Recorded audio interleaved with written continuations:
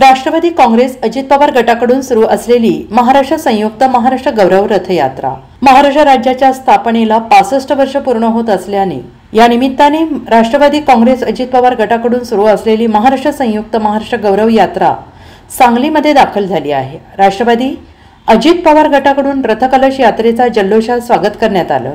राष्ट्रवादीचे आमदार इद्रिस नाईकवाडी यांच्यासह अधिकाऱ्यांच्या पदाधिकाऱ्यांच्या उपस्थितीमध्ये शहरातील पुष्पराज गौरव रथयात्रेचं पूजन करून स्वागत करण्यात आलं।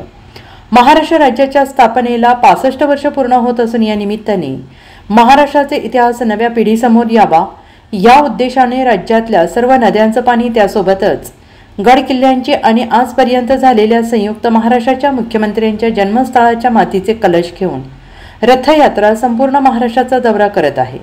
यात्रेच्या निमित्ताने जिल्ह्यातील महत्त्वाच्या आणि ऐतिहासिक ठिकाणांना भेटी देण्यात येणार आहेत। आज आमच्या राज्याचे लोकप्रिय उपमुख्यमंत्री आदरणीय अजितदादा पवार यांच्या संकल्पनेतून आणि आमचे प्रदेश अध्यक्ष आदरणीय तटकरे साहेब यांच्या मार्गदर्शनाखाली महाराष्ट्राची 65 वर्ष संयुक्त महाराष्ट्राची 65 वर्ष पूर्ण झाली। त्या निमित्ताने या गौरवशाली महाराष्ट्राच्या इतिहासाला उजाळा देणं, नवीन पिढीला याचा परिचय करून देणं आणि नवीन प्रेरणा या सर्व युवा पिढीत आणि सर्वांच्या नागरिकांच्या मनात उत्पन्न व्हावी या दृष्टिकोनातून ह्या गौरवशाली महाराष्ट्राचा महोत्सव आम्ही साजरा करतोय।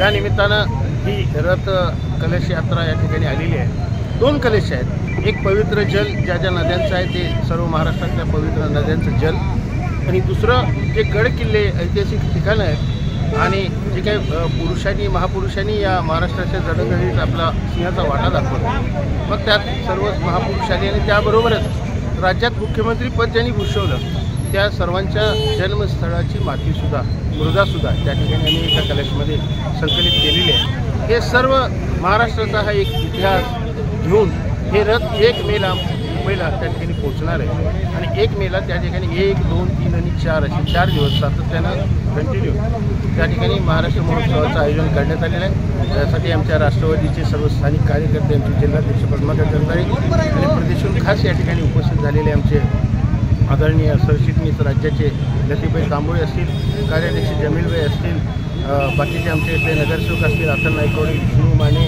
दिग्विजय सूर्यवंशी असतील आणि आमच्या महिला अध्यक्षा राधिकाताई असतील, बाकीच्या आमच्या महिला पदाधिकारी असतील, या सर्वांनी त्यात मोठ्या हिरिरीनं सहभाग घेतला आहे। अति उत्साह आज एक कार्यकर्त्यांच्यात संचारलेला दिसतो।